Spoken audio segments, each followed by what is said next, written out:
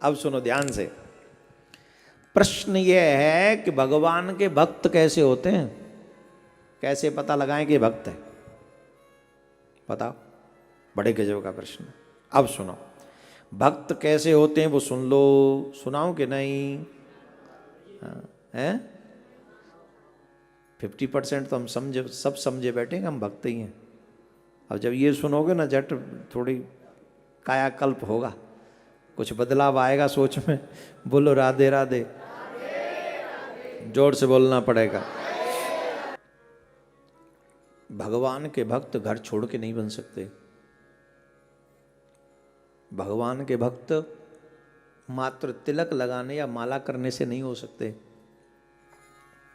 कुछ विशेष चीजों को नोट करो अपने लाइफ में, वो सीखो। सबसे पहली शर्त क्या है? जो पुरुष अथवा स्त्री अपने वर्ण धर्म से विचलित नहीं होता। वर्ण व्यवस्था हर एक पुराण में है। जो पुरुष अथवा स्त्री अपने वर्ण धर्म से विचलित नहीं होता, अपने स्वहैद और अपने विपक्षियों के प्रति समान भाव रखता है, घर वाले भी बराबर, शत्रु भी बराबर, किसी से द्वेष नहीं, समान भाव रखता है, किसी का द्रव्य हरण नहीं करता। किसी का पैसा पड़ा उसे कोई मतलब नहीं, सोना पड़ा है, हमारे शास्त्रों में कहा है पर द्रव्येषु लोष्टवत्, पराये धन को मिट्टी समझो। और आजकल पराये धन पे आंखें गाड़ के बैठे, कैसे भी करके ये मिल जाए, ये मर आ जाए, बस काम हो जाए। नहीं, पराया धन हमारे किसी काम का नहीं। अब आप कहेंगे आप तो हमसे कहते हैं इतना दान दो, इतना दान दो, क्यों? ये क्या है? आप लोग गौशाला बनवाते हैं, हमसे दान मांगते हैं। आप और जो व्यवस्था करते हैं सबसे कहते भूमि दान दो, ये क्या है? अच्छा बताओ, ये पराया धन है? गुरु कौन होता है? शिष्य क्या गुरु से अलग है? जैसे बाप की संपत्ति बेटे की होती है, जैसे बेटे की संपत्ति बाप की होती है, वैसे ही जो गुरु भाव रखते हैं उनकी संपत्ति गुरु की, गुरु की संपत्ति उनकी, ये सब एक भाव है। और सत्कर्म के लिए अच्छा मांगना भी, जैसे मांगा तो पराये धन की कहाँ रही? वो तो मांग रहा है, आपकी इच्छा है आप दो, चाहे आप मत दो, तो वहां पराये धन पे दृष्टि नहीं रही, वहां तो जरूरत की बात हो गई। लेकिन कोई देना नहीं चाहता, फिर भी वहाँ आंखें टिका के लगा के बैठे, ये चाहिए, नहीं दे रहा है तो जबरदस्ती ले लेंगे, चोरी कर लेंगे, उस बात की हो रही है यहाँ पर। जो व्यक्ति पराये द्रव्य का हरण नहीं करता तथा किसी जीव की हिंसा नहीं करता, भगवान का भक्त क्या किसी की हिंसा करेगा? जो अंडे खाते हैं, जो मांस खाते हैं, वो भगवान के भक्त हो सकते हैं? जो बलि देते हैं, क्या वो भगवान के भक्त हो सकते हैं? इसमें स्पष्ट प्रमाण है, जो किसी की हिंसा, किसी जीव की हिंसा नहीं करता, भगवान को क्या बलि पसंद होगी? और क्यों भगवान, और अगर उनको बलि पसंद है तो फिर यहां वर्जित क्यों, इन पुराणों में क्यों वर्जित किया? न राम को बलि प्रिय है, न विष्णु को बलि प्रिय है, न शंकर भगवान को बलि प्रिय है, न श्री कृष्ण भगवान को बलि प्रिय है, न देवी को बलि प्रिय। एक भी पुराण में आप बता दो कि वहां पर देवी ने कहा है कि मेरे लिए बलि चढ़ाओ, बताओ जरा, कहीं लिखा हो तो ये नहीं, हिंसा नहीं। जो भक्त होते हैं वो किसी जीव की हिंसा नहीं करता। अत्यंत रागाद शून्य निर्मल चित्त व्यक्ति को भगवान विष्णु का भक्त जानो। जो रागों के भी चक्कर में अधिक नहीं है, वासनाएं भी ज्यादा नहीं है, और जिसका मन निर्मल है, जिसका चित्त निर्मल है, ऐसे जीव को भगवान का भक्त जानो। जिस निर्मल मति का चित्त कली कलमस मल से मलिन नहीं हुआ, और जिसने अपने हृदय में श्री जनार्दन को बसाया हुआ है, उस मनुष्य को भगवान का भक्त समझो। जिसके हृदय में भगवान वास करते हो वो कौन है? बोले वो भगवान विष्णु के परम भक्त हैं, उन्हें भगवान का भक्त समझो। जो एकांत में पड़े हुए दूसरे के सोने को देखकर, ध्यान से सुनना, जो एकांत में पड़े हुए दूसरे के सोने को देखकर भी उसे अपनी बुद्धि का तृण के समान समझकर, बुद्धि द्वारा उसे तृण के समान समझकर निरंतर उसको इग्नोर कर देता है, और जो समझता है उसे तृण समझता है, भगवान का अनन्य भाव से चिंतन करता है, नर श्रेष्ठ विष्णु का भक्त उसी को जानो। एक कथा आती है, ये क्या कहा गया कि दूसरे के स्वर्ण को अकेले में, जब कोई नहीं है, स्वर्ण नहीं पड़ा है पर है दूसरे का, तुम्हारा तो नहीं है, उस स्वर्ण को भी देखकर जिसकी बुद्धि विचलित ना हो।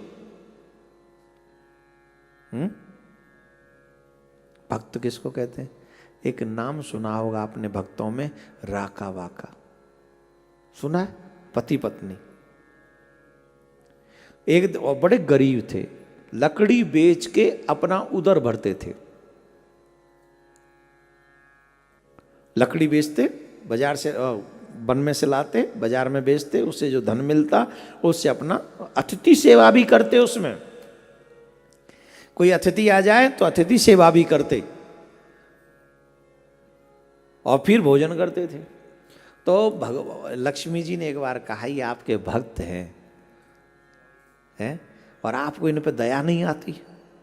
ये बेचारे कई दिन भूखे रह जाते हैं, आपको कुछ तो दया करनी चाहिए इन पे। भगवान बोले, लक्ष्मी मैं तो दया करता हूं, पर ये मेरी भी दया लेना नहीं चाहते, इतने श्रेष्ठ हैं ये, इन्हें हमसे ही नहीं चाहिए कुछ। अरे महाराज, जो हमें पागल बना रहे हो, ऐसा कौन है जिसे आपसे कुछ नहीं चाहिए? बोले ये ऐसे ही है, इनको कुछ नहीं चाहिए मुझसे। नहीं नहीं प्रभु। बोले हाँ हाँ देवी। बोले आप दे के दिखाओ, आप दे के दिखाओ इन्हें। भगवान बोले चल तुम्हें दिखाते हैं।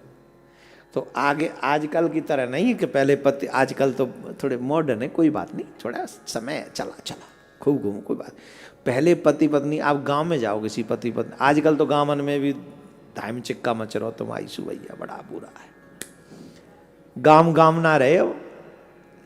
पहले हमने ये देखा था, कोई पति अपनी पत्नी को लिवाने आता था गांव में, तो पति आग जाग में खरगाए कुआ पे ठाड़ा होगा है, और फिर वो पत्नी जा रही है अपनी माँ के संग, बहन के संग है, पति के संग नहीं बैठती थी कि अरे मेरे भैया क्या कहेंगे, मेरे पापा क्या कहेंगे, मेरी माँ क्या कहेगी। पैदल पैदल वो जा रही है, वो बेचारा पैदल पैदल दूर खड़ा होगा, वहाँ प्रतीक्षा कर रहा है, और जब तक गांव की सीमा ना निकल जाए तब तक पत्नी पीछे पीछे चलती थी और पति आगे आगे चलता था, और पति मुड़ के भी नहीं देखता था देवी आ रही है कि नहीं। वो छम छम की आवाज़ जो पायलों की, चूड़ियों की, खन खन की, इसी से अंदाज लगाता था देवी जी पीछे चल रही हैं, सुरक्षित। चित्त वहीं रहता था देवी जी में। ऐसा कौन सा नयो पति है जाको नयो ब्याह है और बहू में ध्यान न जाए, है कोई ऐसा? अच्छा बताओ, है कोई? हाँ, जब नई नई शादी भई हो तो चित्त उसी में रहता है, लेकिन मर्यादा देखो आंखें सामने। आजकल के लोगों का चित्त कहीं और, नजरें उस पे, घबरा गए, परेशान हो। ईमानदारी से देखो, जिससे तुम प्रेम करते हो उसके चित्त में तुम नहीं हो कहते हो, लेकिन आंखें तुम पे टिका के रखे। पहले लोग चित्त अपनी पत्नी में लगा रखें, नजरें सामने इसलिए हैं क्योंकि लोग क्या कहेंगे, ऐसे लोग चलते थे पहले। अब काय बात पे कह रहा था मैं? राका वाका के। तो आगे आगे पतिदेव चल रहे थे, पीछे पीछे पत्नी आ रही थी। तो भगवान विष्णु ने सोचा कि चलो इनकी कुछ मदद कर देते, हेल्प कर देते। तो भगवान ने कुछ धन या कुछ मणि वहाँ पटक दी। कहाँ? जिस मार्ग से राका जी जा रहे थे। उनकी नजर उन पे पड़ी। किनकी? जिनके घर में खाने को नहीं है, अभी खाने के लिए पहले लकड़ी तोड़ने जा रहे हैं, सूखी मिल जाए, फिर उसे बाजार में बेचेंगे और फिर जाके अन्न इत्यादि लाएंगे, कुछ मिल जाए तो ठीक है, फिर अतिथि को खिलाएंगे, बचेगा तो पाएंगे। भगवान ने उनके सामने ऐसा कुछ मणि या स्वर्ण सोने की मुद्राएं वहां पोटली में बांध के छोड़ दी, और ऐसी पोटली खुली हुई जिससे वो दिखे। आगे आगे पतिदेव जा रहे थे, पतिदेव की नजर पड़ी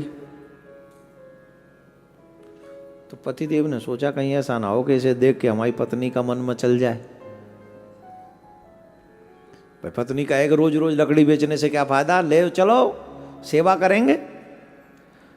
तो उनके पतिदेव ने क्या किया, मिट्टी डालने लगे उस पे। किस पे?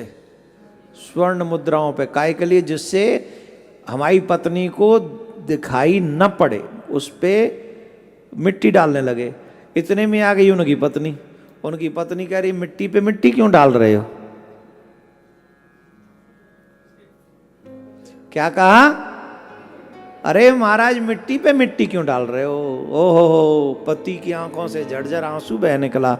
आहा, मैं क्या समझता था, तुम क्या निकली, तुम तो मुझसे भी आगे निकल गई, तुम तो मुझसे भी आगे निकल गई। मैं तो समझ रहा था कहीं इस स्वर्ण मुद्रा को देखकर तुम्हारे मन में लोभ न जग जाए। मैंने तो स्वर्ण मुद्रा तो समझी, तुम तो उसे मिट्टी समझ रही। क्या बात! ऐसा हमारा ज्ञान, ऐसा हमारा पुराण, ऐसे हमारे भक्तों का इतिहास है।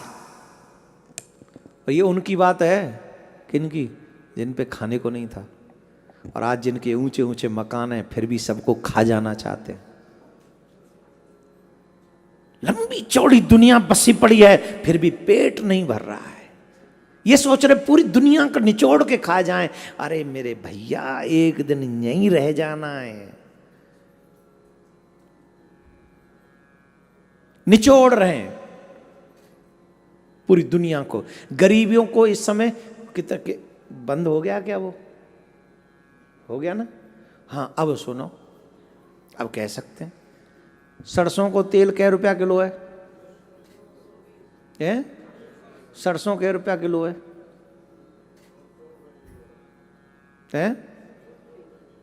अरे सरसों कै रुपया किलो है?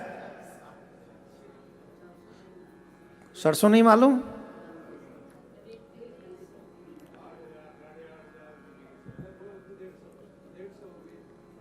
सरसों 150 रुपया किलो होगी। 8,000 ना है किलो भैया, तू ही बता दे भाई। 85 रुपया किलो। 85 रुपया किलो की सरसों को तेल 220 रुपया किलो। क्या गुना ज्यादा है वो? डबलते भी ज्यादा। ये बेईमानी नहीं है? ये बेईमानी है कि नहीं?